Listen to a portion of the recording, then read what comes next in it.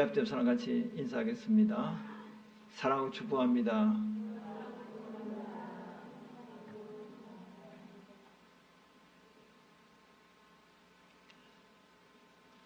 로마서 8장 16절 17절에 보면 성령이 친히 우리 영과 더불어 우리가 무엇인 것을 증언하신다고요? 하나님의 자녀다. 자녀. 우리가 어떻게 하나님의 자녀가 됐죠? 율법의 행위로? 믿음으로? 믿음으로. 우리가 믿음으로 하나님의 자녀가 된 것을 성령께서 우리 영과 더불어 증언한다.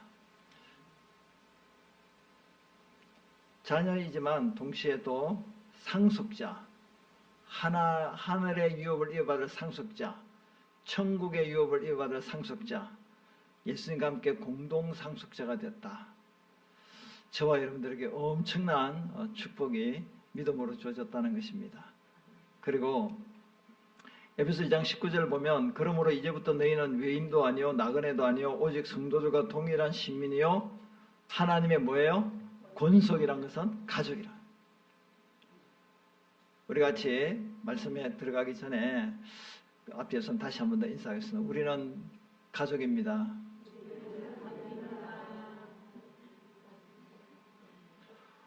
우리가 누구예요? 가족이에요. 가족. 그러니까 영어로는 패밀리인데 패밀리. 예. 패밀리 스토어. 패밀리 상점, 패밀리가 눈에 탁 들어오더라고요. 가족. D6를 하고부터 좀 보이는 게 뭐냐면 가족이 얼마나 중요한가, 가정이 얼마나 중요한가, 이런 것들이 예전보다 더 이렇게 눈여겨 보게 되었습니다. 우리는 예수 그리스도 안에서 가족이에요. 육신의 피도 섞인 분도 계시겠지만 혈육의 피, 그럼 우리가 예수의 피로 가족이 된 겁니다.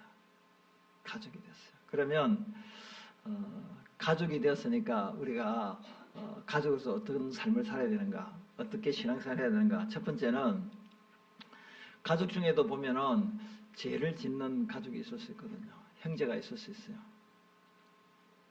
이제 교회 안에 계신 모든 분들이 성숙한 믿음을 갖고 또 성령 충만하고 성령의 인도를 따르는 그런 분들만 있는 게 아니에요. 물론 새 가족이라고 해서 그럴 수도 있고 믿음이 약해서 그럴 수도 있고 또 믿음이 있다 할지라도 우리도 살아가다 보면 부족한 부분이 있거든요. 실수가 있고 죄를 범할 수가 있어요. 그래서 갈라디아 6장 1절에 보시면 형제들아 사람이 만일 무슨 범죄한 일이 드러나거든 신령한 너희는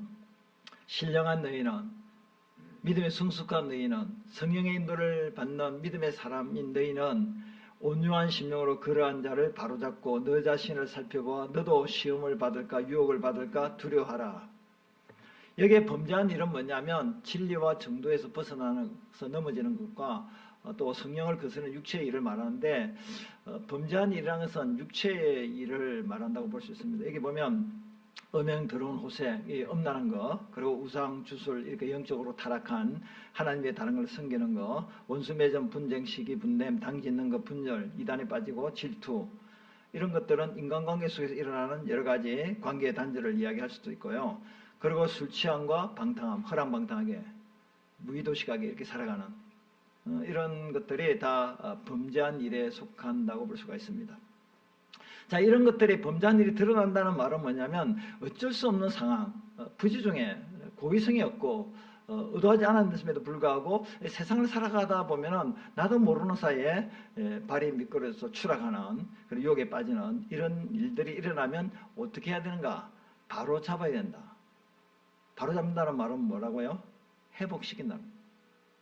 우리 성도님들 가운데 같이 믿음의 가족이지만 모두 다 성령 충만하고 또 믿음이 강하고 성령 인도를 따르고 세속에 물들지 않고 죄악에 물들지 않고 발이 미끄러지지 않고 넘어지지 않고 그렇게 살아간다면 참 얼마나 좋겠습니까? 누구도 자신할 수 없잖아요. 누구도 자신할 수 없어요. 그러니까 신앙생활은요, 큰 소리 치면서 신앙생활 할 사람가 아무도 없어요. 예를 들어 베드로 같은 경우 보세요. 나 절대 예수님 안 부인합니다. 나 예수님 절대 떠나지 않습니다. 라고 호언장담했는데 돌아서서 예수님이 십자가에 끌려갔을 때 베드로는 모른다고, 예수님 모른다고 부인하고 저주하고 맹세까지 했잖아요. 수제자가 그래요. 그러니까 우리가 이 땅에 살아갈 동안에 큰 소리치고 살 사람이 없어요. 그래서 성경에는 섰다고 생각하는 자는 넘어질까 조심하라. 오늘 거룩하고 오늘 내가 깨끗하지만 내일 시궁창에 빠져서 참 더러운 오물을 묻히며 사는 그런 인생이 될 줄 누가 알겠습니까? 그렇기 때문에 우리 같은 믿음의 가족들 중에서 연약한 지체가 있을 수 있습니다. 실수하고 그렇게 해서 또 죄를 범하고 유혹에 빠지는 성도가 있을 수가 있어요. 그런 성도들을 어떻게 회복시켜야 되는가? 갈라디아 6장 1절에 다시 보게 되면 온유한 심령으로 그런 자를 바로잡고 회복시키고 너 자신을 살펴봐 너도 시험 유혹에 빠질까 두려워하라. 범죄한 성도를 회복하기 위해서는요, 온유한 마음이 필요해요. 온유한 마음. 그리고 겸손한 마음이 필요합니다. 이 온유한 마음과 겸손한 마음은요, 한 마음인 것 같아요. 왜 그러냐면 예수님께서 이렇게 말씀을, 나는 마음이 온유하고 겸손하니. 온유하고 겸손한 사람은 교만하지 않아요. 교만한 사람은 어떤 사람인가? 교만한 사람은요, 나는 깨끗하고 나는 믿음 있고 나는 죄를 범하지 않고 나는 온전한데 너는 왜 그렇게 더럽냐? 너는 왜 범죄하냐? 직분이 있음에도 불구하고 교회 나와서 그리스도인이라고 말하면서 불구하고 세상의 빛과 소금의 역할을 감당하지 못하고 그렇게 그리스도인인지 그리스도인이 아닌지 이 카멜레온처럼 외식주의자인 것처럼 가면을 쓰고 교회에서는 참 천사 같고 신사숙녀 같고 정말로 거룩한 하나님의 사람 같은 모습을 보이지만 이중적인 인격을 갖고 있기 때문에 직장 가서나 또 사업체에서나 살아가면서 아니 머리도 갈 필요도 없이 교회의 삶과 가정의 삶이 너무 다르다는 거예요.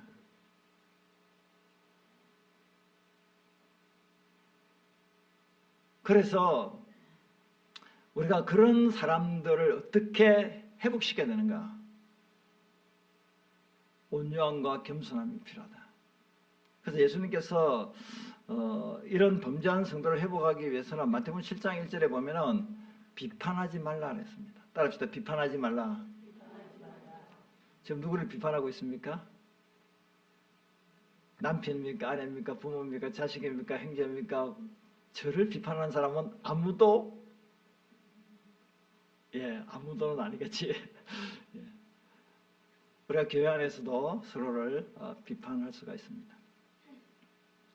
비판한다는 것은 뭘 이야기합니까? 정죄한다, 비난한다는 거거든요. 그럼 나는 비판받을 게 없다는 말인가요? 나는 정죄하고 비난받을 것이 없다는 말인가요? 심판하실 분은 누구밖에 없어요? 하나님밖에 없어요. 판단하시는 분은 하나님밖에 없어요. 우리는 다 판단받을 자죠. 비판받을 자죠. 하지만 우리는 서로 비판해서는 안 된다는 거예요. 하나님만이 심판하실 분이에요. 우리는 심판자가 아니에요. 왜? 우리에게도 죄가 있기 때문인 거죠. 예수님께서 마태복음 7장 1절에 비판하지 말라 말씀하실 때 이렇게 말씀했어요. 형제의 눈 속에 티를 뽑으려고 애를 쓰지 말고 네 눈 속에 들보, 대들보, 이 통나무를 뽑아라 라고 이야기를 하고 있어요. 그러니까 다시 말하면 형제가 죄를 범했다, 문제가 있다 라고 했을 때 그 형제에게 문제가 있는 것은 맞아요. 하지만 나에게도 문제가 있어요? 없어요? 있어요. 이 세상에 완벽한 사람이 있을까요? 없을까요? 다 부족해요. 저 사람에게는 장점이 있어요. 근데 한편에 또 단점이 있어요. 근데 사람들은 장점을 보지 않고 뭐만 봐요? 단점을 봐요. 강점이 있어요. 근데 약점을 봐요. 그래서 다른 사람을 비판하기 전에, 비판하려면 남을 비판하기 전에 누구를 먼저 비판해야 돼요? 나를 비판하세요. 비판하세요. 남을 비판하기 전에 너는 똑바로 하고 있느냐? 너는 제대로 지금 살아가고 있느냐? 너는 하나님 앞에 정말로 범죄하지 않고 실수하지 않고 제대로 바른 길로 정도를 걷고 있는가? 너 자신을 봐라. 옆 사람과 같이 인사하면 조금 기분 나쁠 수도 있는데 너 자신을 알라. 너 자신을 알라. 이 손가락질을 하는 순간에 너 자신을 알아. 그러면 이렇게 어떤 사람이 이렇게 표시한다. 너 자신. 하나 하나님, 하나 세 개는 자기래. 자기. 너 자신을 알라.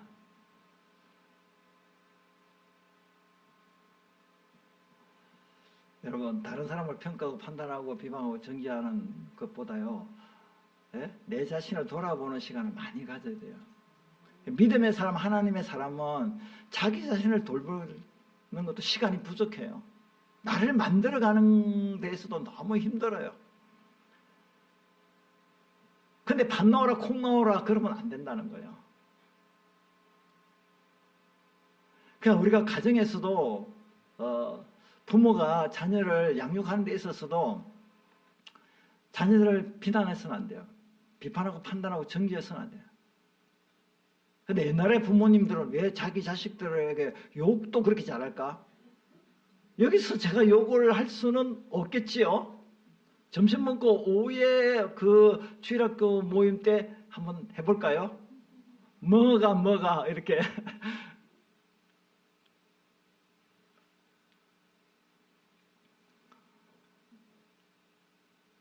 부모에게도 허물이 많잖아요. 그러니까 우리가 허물 없는 사람이 없어요. 비판받지 않고 살아갈 인생이 없습니다. 그렇기 때문에 우리가 부족한 지체들을 보게 되면 어떻게 됩니까? 예? 온유하고 겸손한 마음으로. 교만하면 안 돼요. 교만. 나는 안 그래, 너는 왜 그래? 그렇게 되면 이게 교만한 거거든요. 우리가 사람들하고 비교하지 말고 비교하려면 누구랑 비교해야 돼요? 예수님과 비교해 보세요. 하나님과 비교해 보세요. 그 거룩하신 하나님, 허물이 없는 하나님, 완벽한 하나님, 그분에 비해서 우리가 얼마나 초라하고 부족합니까? 저는 이제 이런 생각을 또 요즘에 갑자기 들었어요. 야, 나이가 들어가면서 내가 성자가 되는데 내가 성자가 되면 얼마나 좋을까? 어떤 일이 있더라 화 안 내고, 어떤 일이 있더라 욕심 안 부르고, 정말로 진짜, 예? 성자가 됐으면 어때요? 근데 실제로는요, 예수 믿는 자는요, 신자는요, 다 성자입니다. 성도는 뭐냐면 거룩한 세상 구별된 자를 성도라 하기오서 성도라고 불러요. 성도가 뭐냐면 세상과 구별됐다는, 구별됐다는 건 세속에 물들어 세상에 살지만 세속에 물들어 살지 않은 구별된 특별한 사람이라는 거예요. 그래서 저와 여러분들은 어떤 사람이냐면 특별한 사람이에요. 옆 사람과 같이 인사하겠습니다. 당신은 특별한 사람입니다. 우리는 보통 사람이 아니에요. 특별한 사람이에요. 왜 특별한 사람이에요? 예수 피로 우리는 깨끗하게 재시선 받아서 의롭다 칭함을 얻었기 때문에 의인이라고 말할 수 있거든요. 법적으로. 그래서 우리가 성도가 된 거예요. 그래서 우리가 성자가 된 거예요. 세인트, 성자가 된 거예요. 그래서 캐톨릭에 가면은 이렇게 김대건 신부 이렇게 성자라고 그렇게 불러요. 그래서 저는 이 성자라는 말은 예수 믿고 구원받은 자가 성자인데 성자의 삶을 살면 좋겠다. 정말로. 그래서 항상 자기를 돌보는 것이 중요하고요. 그리고 범죄한 형제로 하여금 죄를 인식하지 못할 수도 있잖아요. 죄가 얼마나 참 무서운 건가, 죄의 심각성을 모를 수도 있으니까 이제 충고할 수도 있고 권면할 수도 있고.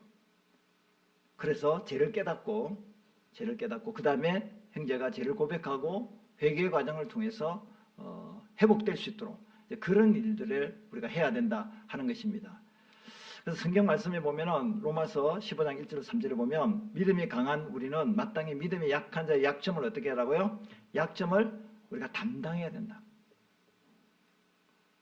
믿음이 약한 형제들이 있으면 우리가 어떻게 된다? 그 약점을 찍어야 됩니까? 안 그러면 내가 그 약점을 끌어안아야 됩니까? 끌어안아야 돼요. 담당이란 것은요, 저 사람 믿음이 약하니까 믿음을 세워주기 위해서 내가 기도도 하고, 넘어지면 이렇게 세워주기도 하고, 또 기다려주기도 하고, 그렇게 하면서 약점을 담당하는 겁니다. 그 약점을 한다는 것은 내가 헌신을 한다는, 그 사람을 위해서 헌신한다는 거예요. 범죄한 사람을 세우기 위해서, 사람 아닌 그 사람을 사람 만들기 위해서 얼마나 참 피눈물 나는 섬김이 있어야 되겠습니까? 우리 각 사람이 이웃을 자기를 기쁘게 하지 않을 것이라 우리 각 사람이 이웃을 기쁘게 하되 선을 이루고 덕을 세우도록 할지니라. 그렇죠. 이웃을 세우는 거, 이웃의 약점을 담당하는 것이 선한 일이고 덕을 세우는 거예요. 왜? 그 사람이 범죄한 자리에서, 세속에 물들어가는 그 자리에서, 믿음을 떠난 자리에서 온전한 믿음으로 세워지는 그 일을 위해서 이렇게 약점을 담당하는 그 일이 선한 일이고 덕을 세우는 일입니다. 그래서 우리가 누구를 기준으로 삼아야 되냐면 3절에 보면 그리스도께서도 자기를 기쁘게 하지 아니하셨다라고 했습니다. 그래서 예수님은 하나님을 비방하는 자들의 비방을, 예수님도 그 비방을 자신이 받았다라고 이렇게 성경에 기록된 것을 인용해서 말씀하고 있습니다. 예수님은 자기를 기쁘게 하는 삶을 살지 않았어요. 많은 사람들로부터 비방을 받음에도 불구하고 예수님은 죄인들을 세우는 일에, 영혼을 구원하는 일에 자기를 희생했어요. 그래서 우리가 교회 안에나 또 가정에서나 우리 주변에서 제약된 길로 걸어가고 믿음의 길을 벗어나는 사람이 있다 할지라도 손가락질 하기 전에 나는 어떤 사람인가? 나도 부족하다. 지금 내가 성경에 보면 섰다고 생각하는 자는 넘어질까 조심하라고 이야기하고 있습니다. 나는 그렇게, 나는 깨끗해, 나는 믿음이 있어, 나는 성령 충만해. 근데 하루아침에 내가 넘어질 수도 있다는 거예요. 아무도 장담할 수가 없어요.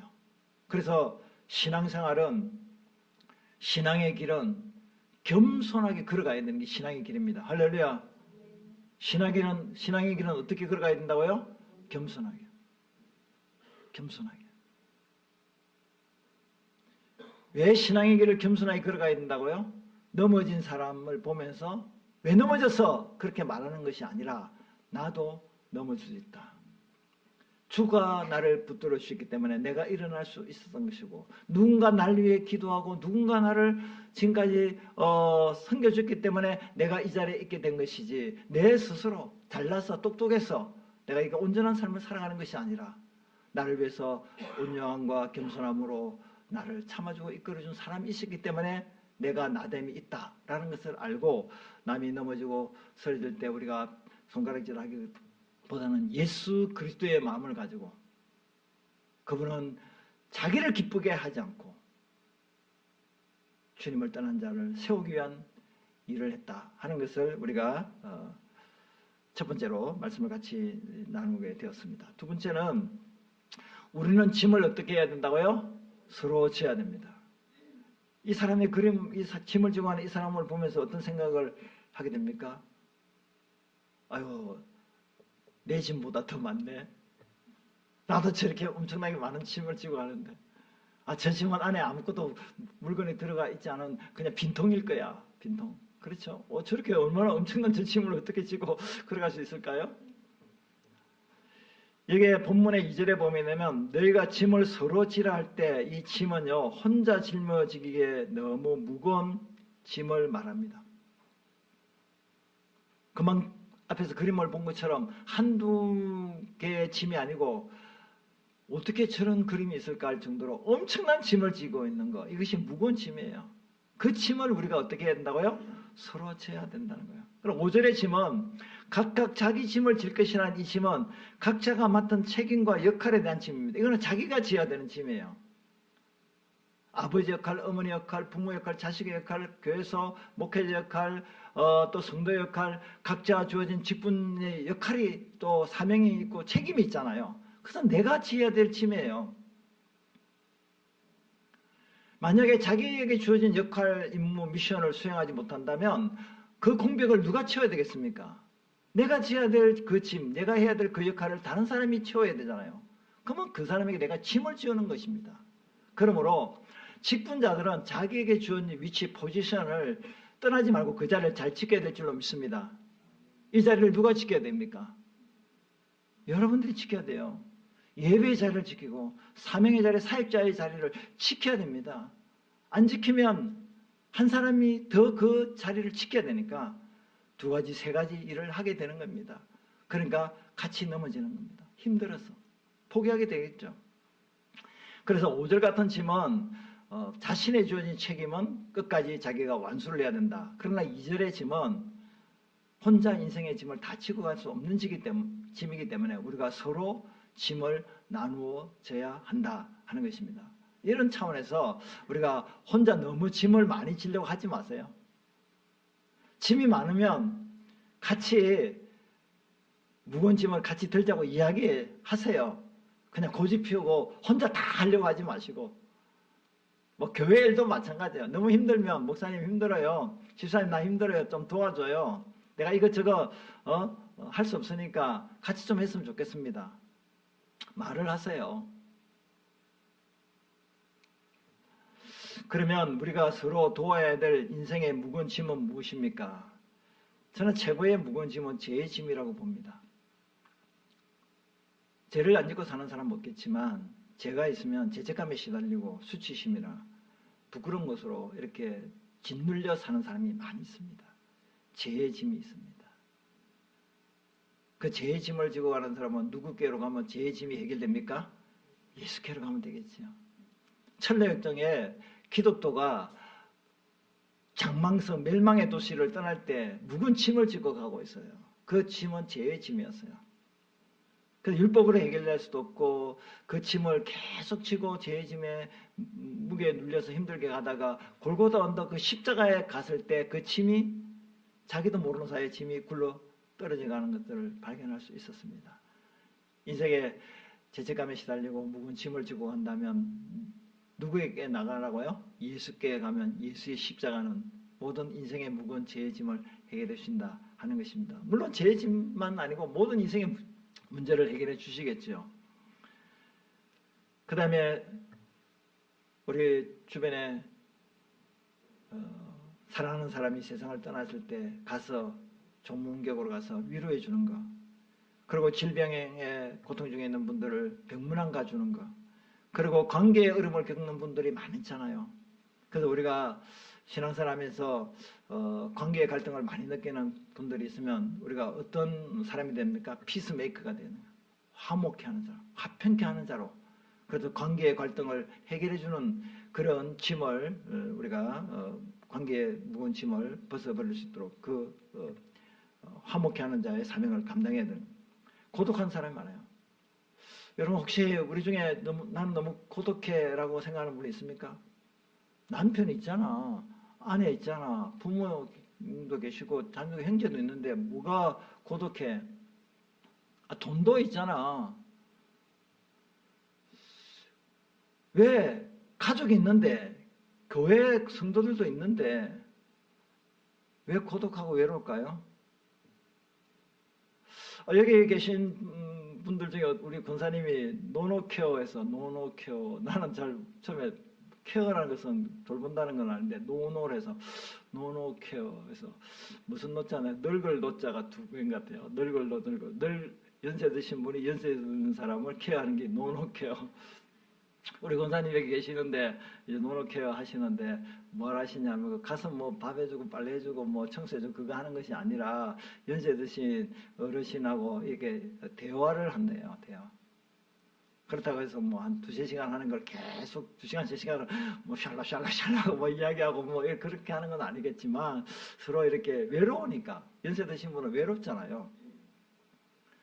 인생에서 가장 힘든 것 중에 하나가요. 건강도 그렇고 그리고 물질적인 문제도 있고 다 있겠지만 정말로 외로움도 어떻게 보면 질병이라고 볼 수 있거든요. 외로움이 찾아오면 굉장히 힘들거든요. 외롭다. 혼자라서 외로울 수 있죠. 혼자라서 외로울 수도 있습니다. 근데 이런 말 있잖아요. 가까운 길은요, 혼자라도 걸어갈 수가 있어요. 가까운 길은. 짧은 길이니까. 근데 먼 길은 어떻게 해야 돼요? 같이 가야지 그 먼 길을 갈 수가 있어요. 그러니까 인생이라는 것은 먼 길을 걷잖아요. 근데 인생의 동반자 파트너가 있어야 되잖아요. 좋은 친구가 있어야 돼요. 부부가 될 수 있고 부모가 자녀가 될 수 있고 또 형제가 될 수 있지만 우리 교인들이 우리 교우들이 우리가 그리스도 안에서 가족이잖아요. 가족이기 때문에 범죄한 자들 또 실수로 믿음에 떠난 연약한 자가 있다 할지라도 우리가 이렇게 세워져서 회복해 해서 같이 무거운 짐을 같이 지고 가야 되는 거예요. 외롭지 않게 해야 되는 거예요. 그래서 교회 안에 우리 성도들 서로 있잖아요. 한 주간에 외롭지 않도록 문자도 하고 전화도 하시고요. 그리고 또 교회 왔을 때도요. 그냥 밥도 안 먹고 가시는데 밥만 먹고 가지요. 그것도 안 되고 그냥 밥을 먹기 위해서 밥을 먹는 것이 아니라 교제하고 서로 사랑을 나누고 한 주간에 또 일상의 어떤 삶을 사는 이야기하면서 어려움이 있으면 같이 기도해주고 위로해주고 격려하고 그 교회 와서 힘을 얻지 않으면 어디 가서 힘을 얻겠습니까? 그래서 고독을 즐기는 사람도 있을는지 모르겠지만은 외로움이 고독사가 많은 것을 우리가 보게 됩니다. 이런 짐을 우리가 같이 져줘야 된다 하는 겁니다.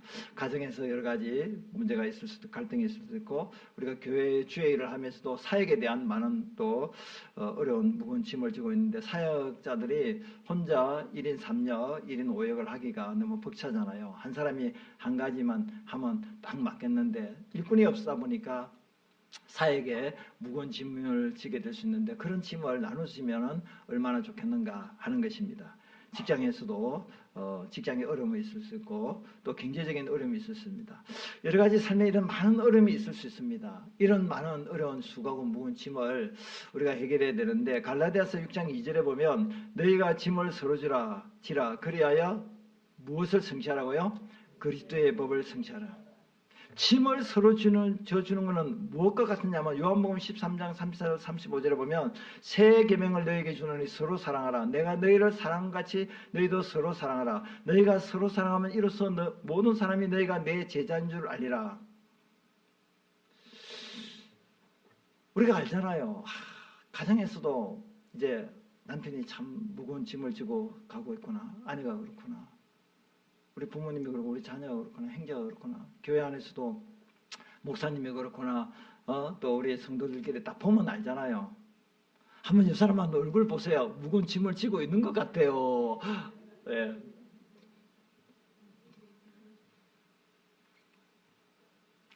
아니 웃고 있지만 울고 있어요.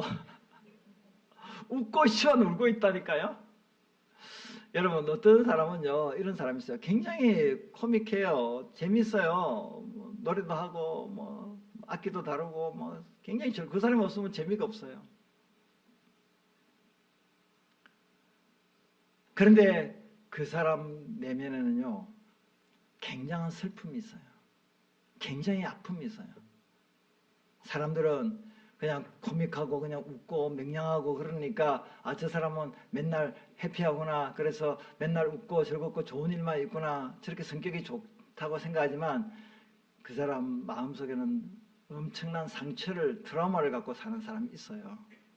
그거를 극복하기 위해서 그거를 감추기 위해서 막 웃고 즐겁게 하고 막 굉장히 재미있게 그렇게 물론 그렇게 함으로써 트라우마도 극복하고 자기 슬픈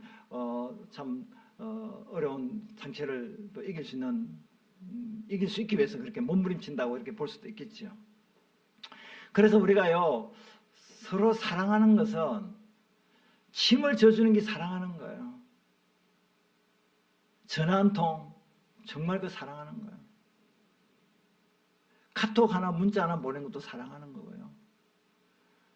그리고요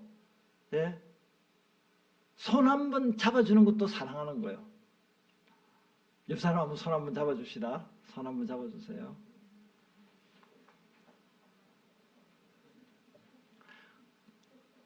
그냥 손만 한번 잡아주세요. 그냥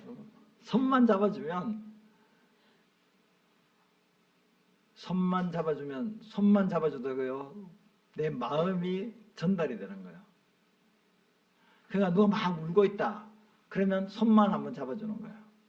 아무 말도 안 해요. 손만 잡아줬어요. 근데 그 상대방은 너무 위로가 되고 너무 힘이 되고 너무 고맙게 느껴져요. 나는 밥도 사준 것도 아니고 뭐 다른 돈도 준 것도 아니고 다른 거 한 게 아닌데 그냥 손만 잡아줬어요. 말 한마디 도 할 수도 있잖아요. 네? 괜찮아 뭐 그럴 수도 있지 뭐 잘 될 거야. 이 위로와 격려의 말 이 한마디가 그 사람을 살리는 거거든요. 그러니까 말 한마디로 천냥빚만 갚는 게 아니에요. 말 한마디로 사람을 죽일 수도 있지만 말 한마디로 그 사람에게 생기를 주고 힘을 주고 용기를 주고 죽어가는 불 꺼져가는 그 사람에게 불을 다시 피워서 다시 솟생케 하는 일이 말 한마디로 해서 일어날 수도 있거든요. 그러니까 짐을 서로 주는 것은 예수 그리스도의 사랑을 실천하는 겁니다. 세 번째는요. 우리는 심은 대로 거둡니다. 갈라디아 6장 6절부터 8절에 보시면 특히 6절 먼저 보면요. 가르침을 받는 자는 말씀을 가르치는 자와 모든 좋은 것을 어떻게 하라고요? 함께하라. 모든 좋은 것을 함께하라. 이제 바울이 갈라디아 교회를 세우고 떠나면서 그 갈라디아 교회의 영적 지도자를 세웠어요. 그러면서 바울이 그 영적 지도자들과 교우들과 좋은 것을 함께하라. 그 교우들은 교회를 목양하는 목회자와 좋은 것을 함께 나눠요.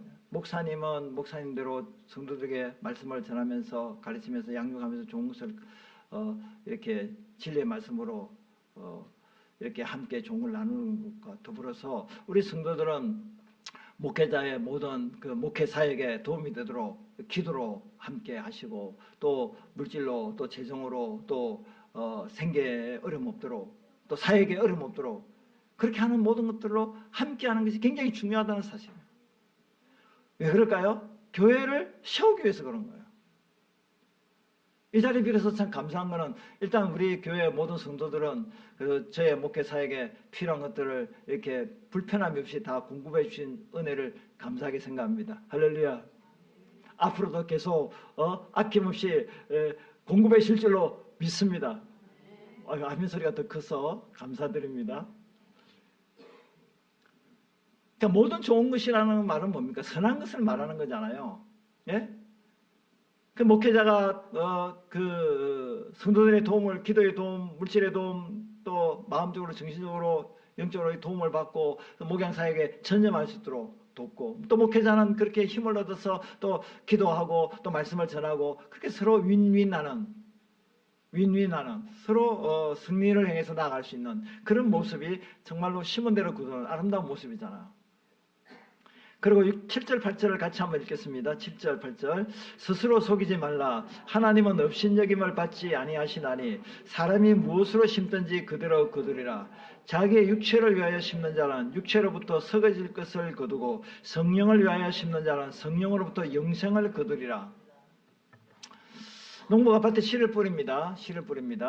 육체를 위하여 씨를 뿌리는 자가 있고 성령을 위하여 씨를 뿌리는 자가 있습니다. 근데 결과가 달라요. 심은 대로 거둔다 했으니까 육체를 위하여 심으면 사망을 거두게 되고 성령을 위하여 심으면 영생을 거두게 됩니다. 그래서 로마서 8장 5절 6절에도 똑같이 이야기하고 있습니다. 육신을 따른 자는 육신의 일을, 영을 따른 자는 영의 일을 생각하느니 육신의 생각은 사망이요 영의 생각은 생명과 평안이라.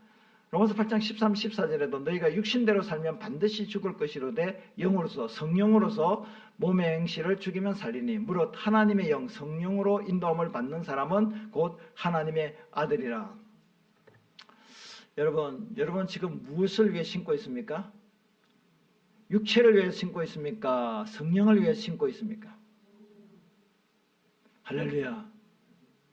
설교 끝입니다. 할 필요가 없습니다. 왜? 성령을 위해서 신고 있으니까. 성령을 위해서 신고 있으니까. 그것이 정상적인 그리스도인의 삶이잖아요. 왜? 예수 믿고 구원받은 사람은 우리 안에 누가 계세요? 성령님이 계시니까. 성령님이 계시니까 이 성령의 감동을 따라서 성령의 인도를 따라서 성령의 이끌림을 받아서 사는 삶이 성령을 위해서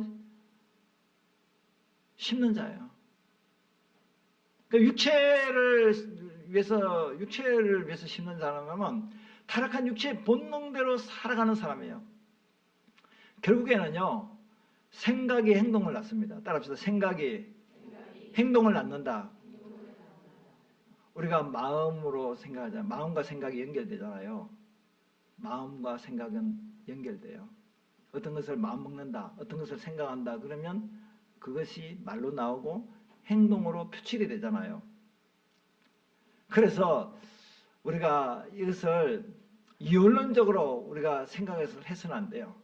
마음이 생각으로, 생각이 행동으로 나요. 그러니까 그 사람의 생각이 그 사람이에요. 그 사람의 마음이 그 사람이에요. 왜? 그렇게 살아갈 수밖에 없으니까. 생각대로 살아가니까. 그러니까 육신의 생각을 갖고 있는 사람은 육신으로 살아가요. 그럼 성령의 생각을 하는 사람은 성령으로 살아가요. 그가 항상 이 생각을 조심해야 돼요. 그러니까 가룟 유다도 예수님을 팔았잖아요. 왜 팔았을까요? 마귀가 그 생각을 사로잡아버려요. 그러니까 생각을 사로잡히면 안 돼요. 육신의 생각에 사로잡히고 육신의 그 마음이 사로잡히면 안 돼요. 그러면 그를 끌려가게 됐어요. 그래서 우리가 육신의 생각이 있으면 이 생각을 채널을 돌려라. 예, 여러분 악한 생각, 나쁜 생각이 들어오면 어떻게 된다고요? 주파수를 돌려야 돼요. 생각을 돌려야 돼요. 채널을 돌려야 돼요. 안 돌리고 이 생각을 돌리겠어요? 생각을 돌리겠어요? 안 됩니다. 채널을 돌려야 돼요. 육신의 생각을 성령의 생각으로 채널을 돌리라. 할렐루야. 그래서 육신의 일은 육신대로 살다가 결국 사망이지만 영의 일은 성령의 일을 생각하는 사람은 성령으로 타락한 몸의 행실을 죽이고 성령의 인도하심을 따르는데 육신을 따르는 자와 성령에 따르는 자, 이 성경에 이제 인물들이 있는데요. 먼저 가인은요, 하나님 앞에 자기 마음대로 제사를 드렸어요. 근데 아벨은 믿음으로 제사를 드렸어요. 그래서 가인의 제사는 하나님 안 받고 아벨의 제사는 하나님 받았어요. 가인이 열받아서 아벨을 죽였어요. 첫 번째 살인사건. 육신을 따르는 사람은 예배를 제대로 드리지 않습니다. 자기 마음대로 예배를 드려요. 그리고 아우를 살해하는 일이 일어났습니다. 롯은 어떻습니까? 아브라함과 롯이 같은 한 식구로서 같은 가족이니까 같이 있다가 서로 다툼이 일어났습니다. 가축 문제로, 재산 문제로. 그래서 아브라함이 양보를 합니다. 조카 롯에게. 네가 좋은 땅을 택해라. 그래 조카 롯이 눈을 들어보니까 에덴 동산같이 참 이렇게 비옥한 땅이 보였습니다. 그 땅이 소돔 고모라였습니다. 가봤더만은 거기 동성애 그리고 타락한 도시였습니다. 나중에 그 도시가 멸망하잖아요. 그러니까 롯은 이와 같이 육신의 사람이에요. 육신의 정욕, 안목적 이생의 자랑의 사람이에요. 그래서 육신을 쫓아간 거예요. 눈에 보이는 걸 쫓아간 거예요. 근데 아브라함은 허허벌판 하나님이 약속한 그 가나안 땅에 그냥 머뭅니다. 왜? 하나님이 약속한 땅이니까. 그래서 하나님 나타났습니다. 아브라함아, 동서남북을 쳐다봐라. 내가 너와 네 자손에게 이 땅을 준다. 그 아브라함은 무엇을 상급으로 보았습니까? 무엇을 그의 힘으로, 그의 기업으로 보았습니까? 하나님이에요. 그가 성령을 따라 행하는 사람은 하나님을 힘의 근원으로 삼아요. 하나님을 유업으로, 기업으로 삼아요. 근데 육신의 사람은 땅의 것을, 육신의 것들을 추구하는 것입니다. 결국에는 소돔 고모라가 멸망하잖아요. 사울왕은 하나님 말씀 불순종하고요, 전쟁에서 이기면 자기 기념비를 세우는 그런 육신의 사람이었습니다. 그러나 다윗은 무엇을 하든지 기도하는 사람이었습니다. 하나님 할까요 말까요? 어떻게 하면 되겠습니까? 또 자기가 부족함이 있다면, 죄가 있다면 철저히 회개하고 새로운 길로 걸어갔던 사람이 다윗이잖아요. 사울왕을 죽일 기회도 여러 번 있었지만 하나님이 기름 부음 받는 사람을 내가 어떻게 죽일 수 있는가? 나 손 못 댄다. 하나님이 처리할 것이다. 결국에는 블레셋 전투에서 사울왕은 죽임을 당하게, 전사하게 되죠. 이와 같이 또 데마도 마찬가지죠. 데마와 사도 바울은 같은 동력자였어요. 그런데 데마는 나중에 동력자 자리에서 세상을 사랑하여, 데마는 세상을 사랑하여 사도 바울을 떠났다라고 이야기해요. 그런데 사도 바울은 어떻습니까? 끝까지 복음을 내서 주를 위해서 살아온 사람이에요. 세상을 향하여 나아가지 않았다는 사실이에요. 아나니아 삽비라는 그 당시에 초대교회가 부흥하고 성장하니까 초대교회 성도들의 자기 재산을 팔아가지고 공동 상품으로 사용할 뿐만 아니라 또 어려운 사람에게 나누어주는 일들을 했어요. 그러니까 아나니아 삽비라는 자기 재산을 다 팔았어요. 그리고 반은 숨겼어요. 반만 가지고 다 팔았다고 거짓말했어요. 그래서 직사하게 됩니다. 직사하게 되는데, 근데 이런 사람은 영웅심에서 한 거예요. 영웅심. 믿음으로 한 게 아니에요. 아, 내가 이렇게 내 재산을 이렇게 팔아서 바치면 사람들이 나를 어떻게 생각할까? 육신으로 하는 거예요. 육신으로. 근데 우리 교회 성도들은 너무 감사한 거는 이게 뭐 드럼을 이렇게 누가 기증을 한다든지 뭐 피아노인데 신디든 뭐든 값비싼 건요. 전혀 무명으로 합니다. 무명으로 해요. 전혀 이름을 드러나지 않아요.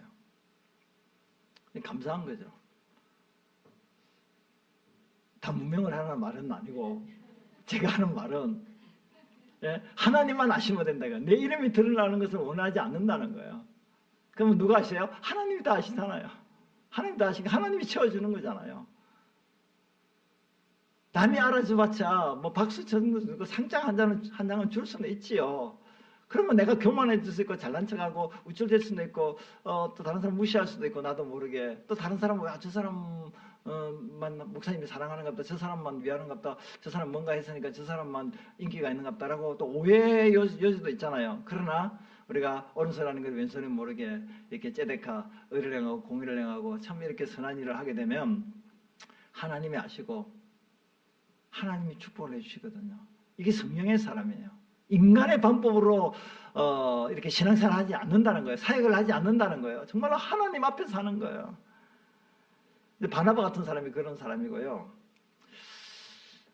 우리 예수님은요, 성령으로 잉태하셨고 성령의 기름 부으심을 받으셨고 성령의 충만함을 받으셨고 성령의 능력으로 사역을 감당하시고 마지막 십자가에 달려 돌아가시면서 우리의 구원을 위해서 하실 때도 육신 같으면요, 내가 왜 죽어? 내가 왜 고난받아? 난 죄도 없고 나는 허물도 없고 나 하나님의 아들인데 왜 죄 많은 사람들을 위해서 내가 왜 대신 속죄해야 되느냐라고 짠하고 내려와서 예수님이 천군 천사를 불러서 단칼에 다 원수들을 다 베어버릴 수도 있잖아요. 왜? 멸시와 천대고 침뱉고 주먹으로 치고 그런 시련을 고통을 조롱을 멸시를 받는데 가만히 있을 사람이 어디 있겠습니까? 근데 왜 예수님이 끝까지 참죠? 성령의 사람이기 때문에. 그래서 예수님은 부활 성천하시고 난 뒤에 우리에게 뭘 지금도 보내주고 계셔? 성령을 보내주고 계시는 거예요. 성령의 사람이 돼야지 육신의 정욕과 쾌락을 쫓아서 망할 길로 걸어가지 않기 때문인 거예요. 이 세상에 수많은 사람들이 전부 다 넓은 길로 걸어가요. 왜? 많은 사람이 걸어가고 있으니까. 뭐 걸거치기 갖고 편하니까. 그러나 성령의 사람은 좁은 길로 걸어가는 거예요. 별로 사람이 없어요. 걷는 사람도 없어요. 꽃밭이 않아요. 가시밭길이에요. 왜? 거기는 생명의 길이기 때문에. 힘들고 어려운 길이지만 누가 동행하는 길이에요? 하나님이 함께 동행하는 길이기 때문에. 그래서 예수님은, 부활하신 예수님은 우리에게 성령을 부어주셔서 육신을 쫓지 않고 영을 쫓아서 살아서 영생의 길로 걷도록 하기 위해서 성령을 부어주시는 거예요. 그래서 교회 나오는 사람들 가운데서도 육신으로 일을 하고 육신으로 살아가려고 몸부림치는 사람이 있어요. 그 사람들은 주일 하다가 또 신앙생활하다가 지치고 피곤해서 그리고 뭐 이단을 빠든지 세속으로 믿음을 저버리고 떠나는 사람들이 많은 거예요. 그러나 예수 믿고 정말로 구원받은 하나님의 사람은 성령을 받았고 또 받고 계속하고 계속 오늘 이 시간에도 이 예배 드리는 시간에도 성령은 계속해서 믿음의 사람들에게 부어지고 있는 줄로 믿습니다. 그래서 성령의 충만함을 따라서 살아가게 되는 거예요. 육신의 정욕대로 사는 게 아니고 성령으로 따라 사니까 성령의 열매는 사랑과 일합과 자비와 양선과 온유와 중성과 절제와 그런 성령의 9가지 열매가 있지 않습니까? 그런 열매를 맺는 거예요. 예수님 닮아가는 그런 모습이 있는 거예요. 갈라디 6장 9절 10절 같이 한번 읽겠습니다. 우리가 선을 행하되 낙심하지 말지니 포기하지 아니하면 때가 이르면 거두리라. 그러므로 우리는 기회 있는 대로 모든 이에게 착한 일을 하되 더욱 믿음의 가정들에게 할지니라. 선을 행하되 낙심해야 돼요? 하지 말아야 돼요? 하지 말아야 돼요. 근데 낙심할 때가 있어요? 없어요? 기도하다가 응답이 없고 전도했는데 열매가 없고 주일 열심히 했는데 잘했다 박수치고 칭찬해주고 알아주면 좋은데 일거리만 더 많이 생기고 또 일하면 뭐 목사님이 잘 벌려고 그렇게 일하냐, 직분 받으려고 일을 했냐, 누가 알아주냐, 어쩌고 저쩌고 그런 말 들으면 에이 기분 나빠, 나 전도 안 해, 나 기도 안 해, 나 봉사 안 해. 예? 시험 들 일만 있고 그러니 선을 행하다가 낙심할 때가 너무 많아요.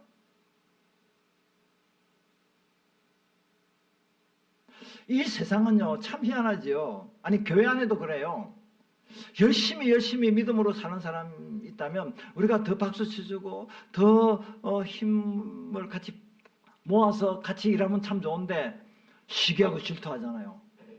나도 옛날에 젊었을 때 나도 초신자 때는 저렇게 열심히 했어. 이제 나는 이제 부참이 됐기 때문에 나는 이제 쉬고 놀고 먹고 있어.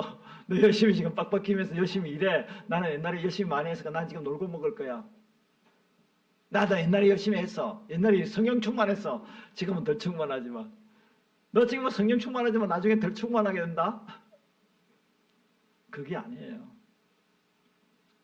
이거 다 낙심한 사람들의 이야기예요. 야, 지금 열심히 하는 것 같이, 열심히 충성하는 것 같이, 나중에 봐. 넘어질 거야. 이런 것은 부정적인 말이고 믿음 없는 말이에요. 낙심케 하죠. 스스로 낙심한 경험이 있기 때문에 그런 말을 하는 거잖아요. 여러분, 우리가 낙심하지 말고 끝까지 포기하지 말고, 포기는 뭐 셀 때만 한 포기 두 포기 하는 거예요? 배추 셀 때만, 그때는 포기, 한 포기 두 포기. 우리의 사전에는 불가능이 없다. 나폴레옹이 이야기했는가? 그렇게 이야기하는데 우리의 사전에는 뭐가 없다? 포기라는 것이 없다. 포기. 선한 일을 포기하지 마라. 덕을 세우는 일에 포기하지 마라. 믿음을 지키고 우리가 의를 위해서 살아가는 이 일에 포기하지 마라. 끝까지 하게 되면 기도도 응답받고요. 저 악한 강팍한 심령도 녹아져서 교회를 하고 예수를 믿게 되고요. 선은 반드시, 악은요 절대 악은 선을 이길 수 없어요. 악은 뭘 이길 수 없다고요? 선을 이길 수 없어요. 선은 반드시 악을 이겨요.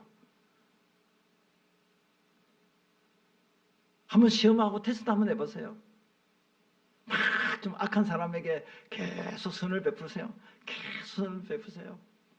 나는 막 그 사람을 때리는데 그 사람은 더 나를 그냥 먹을 거 더 갖다 주네. 네? 나는 그 사람을 계속 갈구고 미워하고 원수인데 그 사람은 나를 더 사랑하네. 귀에서 기도해주고 먹을 거 계속 갖다 주네. 그러면 그 원수가, 그 악당이, 악한 사람이 마음이 어떻게 될까요? 야, 이거 진짜 내가 그러면 안 되는데 내가 왜 그럴까? 자기 잘못을 스스로 깨닫기 시작하면서 저런 사람 참 대단한 사람인데 어떻게 원수를 사랑할까? 원수를. 어떤 사람일까? 예수 믿는 사람이라더라. 어느 교회 나갈까? 어느 교회 나갈까? 할렐루야. 예. 근데 이런 일들을 누구에게 먼저 해야 됩니까? 열심히 더 해야 됩니까? 더욱 믿음의 가정들에게 해야 돼. 더욱 믿음의 가정들에게. 멀리 갈 거 없어요. 우리 같은 이 한 공동체의 명성교회 우리 성도들끼리 서로 좀 부족한 지체가 있으면 비방하거나 비난하거나 정지하지 말고 그래 나도 그럴 수 있어. 인생은 다 어렵고 힘든 일을 겪을 수밖에 없어. 온유하고 겸손한 마음으로 세워주고 회복해하고 살리고 할렐루야. 살리고 하다 보면 누가 먼저 살아요? 내가 사니까 또 살릴 수 있고 또 살리다 보면 내가 또 더 살아나고 같이 사는 거예요. 죽이고 하면 어떻게 해요? 나도 죽고 너도 죽고 같이 죽는 거예요. 그 살리세요. 살리는 일에 낙심하지 말고 특히 믿음의 가족들에게 하면 좋겠습니다. 마지막 결론은 이제 신앙의 경주에서 우리가 예수님을 바라봐야 했는데 히브리 12장 2절 3절을 보면 믿음의 주요 우리에게 믿음을 시작하신 주요 온전하게 믿음을 완성시키는 이 예수를 바라보자. 예수님은 그 앞에 있는 기쁨을 위하여 십자가를 참아서 부끄러움을 개의치 아니하시니 하나님 보좌 우편에 앉으셨느니라. 3절 같이 읽겠습니다. 너희가 피곤하여 낙심하지 않기 위하여 죄인들이 이같이 자기에게 거역한 일을 참으신 일을 생각해라. 예수님도 끝까지 십자가를 참아서 우리의 구원을 이루고 하나님 보좌 우편에 앉았어요. 그러니까 신앙생활 하다가 또 선을 향하다가 덕을 세우는 일을 하다가 우리가 낙심할 일이 생기면 그래 예수님이 참지 못하고 낙심해서 십자가를 내팽개쳤다면 내가 구원을 받을 수 있었겠나. 예수님은 끝까지 낙심하지 않고 구원을 이루기 위해서 선을 행하고 의를 행함으로 내가 구원을 받고 하나님 보좌 우편에 주님이 앉으신 것처럼 우리도 믿음의 가족이기 때문에 세 가지를 꼭 실천하기를 바라는데, 첫째는 가족은 죄지은 형제들을 회복시키고, 둘째 가족은 인생의 무거운 짐을 서로 짊어지고, 마지막 세 번째는 가족은 믿음의 가정들에게 착한 일을 합니다. 그래서 금주에 우리는 믿음의 가정들을 위해서 같이 기도하고 도울 일이 뭔가 한번 돌아볼 수 있는 귀한 성도님들이 되기를 간절히 축원합니다.